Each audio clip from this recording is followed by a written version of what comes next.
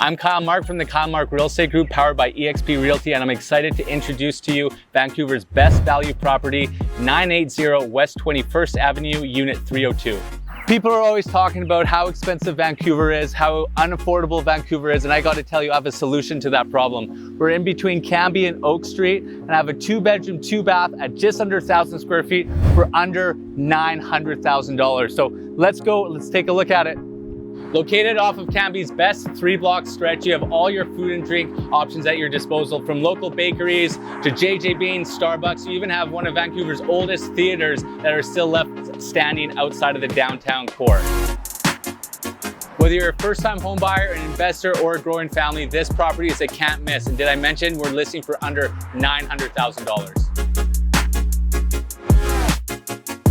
The convenient location is why this property is so special. You have all your main thoroughfares at your disposal, such as Oak Street, King Ed, and Cambie. So whether you want to get around with a car or without a car, you have all those options available to you.